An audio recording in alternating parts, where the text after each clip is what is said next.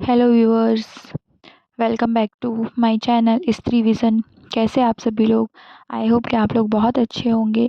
और ये तो नहीं कह सकती कि मन लगा के पढ़ाई कर रहे होंगे, क्योंकि अभी वैकेंसी मतलब सभी का मन थोड़ा सा डोला हुआ है।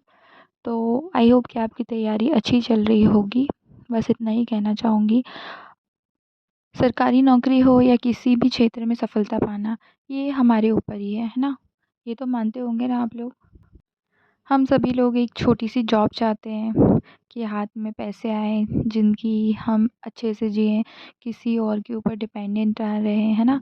ये सभी लोग सोच रहे हैं, और एक महिला होने के नाते ना हम लोग एक दूसरे को मतलब समझ सकते हैं। तो ये सारी चीज़ें ना मेरे मन में भी चलती है। भले ही मेरे हस्बैंड जॉब में हैं, सब चीज़ें हैं, कोई मतलब कमी नहीं है या कुछ भी चीज़ें नहीं हैं, लेकिन फिर भी चीज़ें ना ऐसा लगता है कि अपनी खुद की एक अलग पहचान होनी चाहिए, है ना? तो इसीलिए सभी लोग मेहनत कर रहे हैं, और सभी लोग मतलब वैकेंसी का वेट सभी लोग कर रहे हैं, और वैकेंसी आ नहीं रही है तो बुरा तो लग रहा है। तो चीज़ें ना किसी मतलब कई हद तक ना अच्छी नहीं चल रही हैं, और मतलब मोटिवेशन ना एक तरीके से ख़त्म होता जा रहा है। लेकिन फिर भी मैंने अपना मोटिवेशन अंदर से बनाया हुआ है, रखा हुआ है इस चीज़ को, मतलब मैंने उम्मीद रखी हुई है कि नहीं, वो वैकेंसी देगा, आज नहीं तो कल देगा ही। तो इसी उम्मीद में ना मैं अपनी पढ़ाई को जैसे पहले पढ़ रही थी, मेरी स्पीड बहुत ज़्यादा थी, सुबह 4-5 बजे उठ के पढ़ रही थी, रात में भी पढ़ रही थी। तो वैसे मैंने उस तरीके से मैं नहीं पढ़ रही हूँ, लेकिन हाँ, मैं पढ़ रही हूँ। मतलब ऐसा है कि हाँ, जैसे अगर मान के चलो, अब वो बोल रहे हैं कि जुलाई के सेकंड थर्ड वीक में अगर वैकेंसी आ जाती है, और इतना पढ़ने के बाद मतलब मैं बिल्कुल ना पढूँ, और एकदम से वैकेंसी आ जाएगी और फिर से मुझे पढ़ाई स्टार्ट करनी पड़ेगी, और मैं पुराना मुझे कुछ भी याद नहीं रहेगा, तो फिर मेरे को बहुत ज़्यादा दिक्कत हो जाएगी ना। इसीलिए मतलब अपने आप को पॉज़िटिव रख कर, बनाकर, मतलब यही सोच के पढ़ रही हूँ कि नहीं, फिर से मतलब दुगनी-तिगनी मेहनत मैं नहीं कर पाऊँगी, और फिर से मुझे ज़ीरो से स्टार्ट नहीं करना है। तो उसी रूटीन को बनाए हुए ना अपने आप को मतलब हाँ, दिलासा देते हुए, ठीक है, पढ़ना है, पढ़ना है, पढ़ना है, आज नहीं तो कल, कल नहीं तो परसों, परसों नहीं तो नरसों, कभी तो वैकेंसी देगा। तो इसीलिए, और पढ़ाई कभी वेस्ट नहीं जाती है ना, पढ़ाई कभी न कभी, कहीं न कहीं काम आती ही है। तो यही चीज़ सोच के ना मैंने अपनी पढ़ाई को जारी रखा हुआ है, और मैं पढ़ाई कर रही हूँ। तो आज मेरे दिन की शुरुआत वही 7 साढ़े 7 बजे समथिंग होती है। मैं अपने किचन में गई, किचन में मैंने खाना-वाना प्रिपेयर किया, अपने घर के नॉर्मल रूटीन वाले काम किए। काम करने के बाद फिर मैंने अपना नहाना-धोना वगैरह जो भी सब करी है, उसके बाद फिर मैंने पूजा पाठ करी, और पूजा पाठ करने के बाद फिर मेरे हस्बैंड आज जाने वाले थे 2 बजे, तो उनके साथ फिर मैंने टाइम स्पेंड किया, खाना-वाना सब लोग सब वगैरह खाया हमने। और इसके बाद फिर वो 2 बजे जब चले गए, तो इसके बाद फिर मैंने पढ़ना स्टार्ट किया अपना। और कितने समथिंग मैंने 2 से ढाई घंटा समथिंग पढ़ाई की, मतलब नोट्स को नहीं गिन रही हूँ मैं कि नोट्स मैंने कितने बनाए, क्योंकि क्या होता है, डेली क्लासेस मुझे लेनी होती हैं, तो वो क्लासेस को मैं इंक्लूड नहीं कर रही हूँ, क्योंकि क्लासेस बहुत लंबी-लंबी होती हैं। तो क्या होता है कि मैं क्लासेस जैसे लाइव ख़त्म हो जाती है, तो उसके बाद उसको 2x की स्पीड में देखती हूँ, और फिर मैं उसके बाद उसके नोट्स वग़ैरह अपने प्रिपेयर कर लेती हूँ। और अगर ऐसा होता है ना कि अगर मैं वो क्लास नहीं देख पाई किसी वजह से, तो फिर मैं उसको दूसरे दिन रिपीट कर लेती हूँ, और फिर उसको देख लेती हूँ। तो इस तरीके से मेरा चीज़ें चलती हैं। साथ-साथ में लाइव क्लास में क्या होता है ना कि बहुत ज़्यादा मतलब टाइम कंज़्यूम हो जाता है, और लाइव ख़त्म होने के बाद ना क्या होता है, चीज़ें ना मतलब वो हम 2x की स्पीड में देख लेते हैं, तो हमारा टाइम ना बच जाता है। तो मैं इसी तरीके से ना अपना टाइम बचाती हूँ। तो इसी तरीके से मैंने पढ़ाई वगैरह मतलब अपने नोट्स वगैरह, पढ़ाई वगैरह जारी करी। और अगर जैसे मेरे को याद नहीं हो रहा है कोई चीज़, मैं याद करने की कोशिश कर रही हूँ और मुझे नहीं समझ में आ रहा, मेरा दिमाग काम नहीं कर रहा है, तो फिर मैं अपने नोट्स बनाती हूँ। तो ये जब मैं वीडियो बनाती हूँ ना, तो ये सारी चीज़ें मैं अपने वीडियोज़ तभी बनाती हूँ जब मेरा दिमाग काम नहीं कर रहा होता है, और मैं कुछ लिख रही होती हूँ, तभी बनाती हूँ। और बेसिकली ना, जैसे अगर मैं नोट्स वगैरह बना रही हूँ तभी बनाऊँगी वीडियो, नहीं तो फिर मैं पढ़ रही हूँ या कोई चीज़ याद कर रही हूँ, तो मेरा मन इतना अगर उसमें लग गया है, तो फिर मैं वीडियोज़ नहीं बनाती हूँ। तो आप लोग देखते होंगे जब भी मैं वीडियो बनाती हूँ तो मैं आपको लिखती हुई नज़र आऊँगी। तो ये रीज़न है मेरे लिखने का कि मैं क्यों पढ़ते हुए नज़र नहीं आती हूँ। तो मैं पढ़ते हुए क्या होता है, जैसे मैं वीडियो बनाऊँगी ना तो पढ़ते हुए मेरा आधा ध्यान वीडियो में रहता है और आधा दिन फिर मेरा पढ़ाई में, तो वो मेरे को याद नहीं हो पाता है अच्छे से। तो इसीलिए मैं उस तरीके से वीडियो नहीं बनाती हूँ। बाकी आज की वीडियो में मैंने नेक्स्ट में एक्ट्स एक्ट्स वगैरह पार्ट 2 अपलोड कर दिया है, तो आप लोग उसको जाके देख सकते हैं। और एक्ट से 10 क्वेश्चन आते हैं, मैंने आपको पहले ही बता दिया था, तो प्लीज़ उसको प्रिपेयर करिए और उसको भी ध्यान दीजिए क्योंकि 10 मार्क्स बहुत इम्पोर्टेंट होते हैं। छोटी सी चीज़ नहीं है 10 मार्क्स।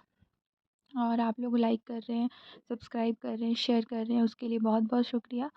और ऐसे ही मुझे मेरा मोटिवेशन बना के रखिए क्योंकि मोटिवेशन की ज़रूरत हर किसी को पड़ती है। तो प्लीज़ लाइक करिएगा, आगे भी मेरे वीडियो को प्यार दीजिएगा और इसी तरीके से आप लोग की हेल्प मैं कर रही हूँ ये नोट्स डाल के, वैसे दूसरों की भी हेल्प हो सके तो आगे वीडियो में नोट्स। तो एक्ट्स अधिनियम में आज का जो टॉपिक है वो है बलात्संग, बलात्कार या रेप। तो इसमें वही है बीएनएस भारतीय न्याय संहिता की धारा कहाँ से कहाँ तक है, तो 63 से 73 तक है। तो ये धारा जो है वो 63 है और आईपीसी की धारा जो पुरानी धारा है इंडियन पेनल कोड वाली वो 375 है। तो बलात्संग जो होता है और आईपीसी की धारा 375 और 376 जो पुरानी धाराएं होती है वो 375 और 376 है। और जो अभी नई धारा है जो 1 जुलाई से लागू हुई है भारतीय न्याय संहिता वो 63 से 73 है। ठीक है, तो क्या होता है, बलपूर्वक किसी साथी के द्वारा एक पक्ष और दूसरा पक्ष इसमें होता है, इसमें पीड़ित महिला के साथ ज़बरदस्ती की जाती है ना, तो वो होता है। इसके बाद है बलात्कार की 7 शर्तों से होता है महिला के इच्छा विरुद्ध या जबरन बनाया गया संबंध। यदि पत्नी की उम्र 18 वर्ष से अधिक हो तो पति के साथ बनाया गया संबंध चाहे इच्छा विरुद्ध ही क्यों ना हो अपराध नहीं होगा। यदि पत्नी की उम्र 18 वर्ष से कम है तो लैंगिक संबंध के लिए पत्नी की सहमति होना आवश्यक है। यदि पत्नी की उम्र 15 वर्ष से कम है तो पत्नी की सहमति भी पर्याप्त नहीं है।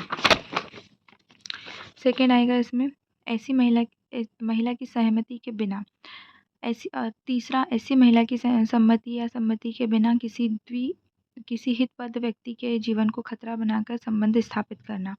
चौथा इसमें आएगी शर्त ऐसी महिला के साथ उसकी सम्मति से संबंध स्थापित करना जो यह जानता हो कि वह उसका पति नहीं है लेकिन महिला को विश्वास है। पांचवा शर्त आएगी किसी ऐसे महिला की सम्मति जो पागल हो, नशे में हो या ऐसी दवा का प्रयोग किया गया हो कि वह सम्मति देने के लिए विवश हो। छठवां ऐसी महिला की सम्मति जिसकी उम्र 18 वर्ष से कम हो। सातवां ऐसी महिला जो सहमति देने में असमर्थ हो। अपवाद इसमें आएगा चिकित्सक प्रक्रिया पर बलात्कार नहीं होगा, पति के द्वारा 18 वर्ष से अधिक उम्र की पत्नी के साथ बनाया गया संबंध। अब इसमें है धारा 64 जो आईपीसी धारा जो पुरानी धारा है वो 376। बलात्संग के लिए दंड, बलात्कार से दंडित व्यक्ति 10 वर्ष तक के कठोर कारावास, आजीवन कारावास या मृत्युदंड से दंडित किया जाएगा। जुर्माने की राशि पीड़िता चिकित्सक खर्च में लगाई जाएगी। बीएनएस की धारा जो 66 है, आईपीसी की धारा 376, पीड़िता की मृत्यु या लगातार विकृतशीलता करित कृत्य करने के लिए बलात्कार करना। दंड ऐसे व्यक्ति की 20 वर्ष तक की कठोर कारावास, आजीवन कारावास या मृत्युदंड से दंडित किया जाएगा। बीएनएस धारा 65, आईपीसी की धारा 376 का ए है ये। 16 वर्ष से 18 वर्ष से कम हो तो बलात्कार कहा जाएगा, तो उसे 20 वर्ष प्लस आजीवन कारावास मिलेगा। 376 ए बी में 16 वर्ष से कम हो तो बलात्कार, मृत्युदंड और आजीवन कारावास के लिए दंड किया जाएगा। बीएनएस की धारा 67, आईपीसी की धारा 376 बी, पृथककरण के दौरान पत्नी से पति संबंध बनाए तो यह बलात्कार होगा। बलात्कार करने वाला जो होगा वो और पीड़िता जो होगी वो महिला होगी। पीड़िता जो होगी वो विधवा या तलाकशुदा हो सकती है। पृथककरण मतलब अलग रह रहे हो जो अपने पति से ना। बलात्कार दंड इसको होगा 2 वर्ष तक के कारावास, जुर्माना या किसी एक से दंडित किया जाएगा। फिर बीएनएस की धारा 68 और आईपीसी की धारा 376 का सी के तहत किसी व्यक्ति को के प्राधिकार या संरक्षण में बलात्कार, जैसे विश्वास वाला संबंध, जेल, महिला सदन, बालक वाली संस्था, शिक्षा संस्था, अस्पताल, ये सब होगा वहाँ पर, है ना। तो इसमें जो दंड है वो बलात्कार करने वाले को बलात्कार के लिए दंड दिया जाएगा और प्राधिकार को 5 वर्ष से लेकर 10 वर्ष तक के कारावास प्लस जुर्माना से दिया जाएगा। फिर है नीचे बीएनएस की धारा 69 प्रवंचनापूर्ण तरीके या साधना से महिला के साथ संबंध बनाना, और आईपीसी की धारा है 495 यदि कोई व्यक्ति किसी महिला के साथ शादी विवाह का विश्वास दिलाकर लैंगिक संबंध बनाने की सहमति लेता है लेकिन बाद में अपने वादे से पीछे हट जाता है तो उसको 10 वर्ष तक के कारावास प्लस जुर्माना या दोनों में से किसी एक से दंडित किया जाएगा। फिर बीएनएस की धारा 70, आईपीसी की 376 की डी सामूहिक बलात्कार या गैंग रेप, 2 या 2 से अधिक व्यक्तियों के द्वारा महिला के साथ किया गया दुष्कर्म होता है। दंड कम से कम 20 वर्ष तक का कठोर कारावास, जुर्माना या आजीवन कारावास प्लस जुर्माना या मृत्युदंड, और जुर्माना राशि चिकित्सा के व्यय में खर्च की जाएगी। इसमें जो आईपीसी है, जो पुरानी धारा है, उसमें 376 डी के का में बताया गया था, जहाँ पर सामूहिक बलात्कार 18 वर्ष से कम उम्र की महिला के साथ किया जाता है तो उसको दंड आजीवन कारावास, जुर्माना प्लस मृत्युदंड दिया जाता है, ठीक है ना। फिर आईपीसी 376 के डी में खा में बताया गया, सामूहिक बलात्कार अगर 15 वर्ष से कम उम्र की महिला के साथ किया जाता है तो उसे मृत्युदंड दिया ही जाएगा। फिर यहाँ से हम नई धारा स्टार्ट करेंगे और विवाह संबंधित अपराध, जो कि बीएनएस की धारा 80 to 87 है, जो कि इसके बाद में कल बताऊंगी इस धारा को। ये जो है ना, ये इसमें से जो प्रश्न आते हैं ना वो 10 प्रश्न आते हैं, तो आप लोग देख लीजिएगा। और इसको ना मैं कम्युनिटी टैब में भी डाल देती हूँ आज, क्योंकि काफ़ी लोगों को समझ मतलब नहीं आ पाता है अच्छे से वीडियो में, तो मैं उसको डाल दूँगी। और कैसा लगा आपको ये वीडियो प्लीज़ मुझे बताइएगा।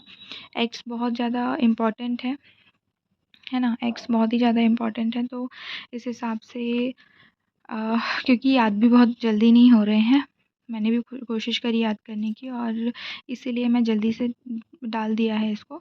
बाकी कल मिलते हैं नए वीडियो के साथ। प्लीज़ सब्सक्राइब करिएगा, चैनल को लाइक करिएगा, और अगर नए होंगे तो सब्सक्राइब करिएगा चैनल को, और इसी तरीके से मेरे वीडियो को ढेर सारा प्यार दीजिएगा। तो मिलते हैं नेक्स्ट वीडियो में। Bye bye, thanks for watching.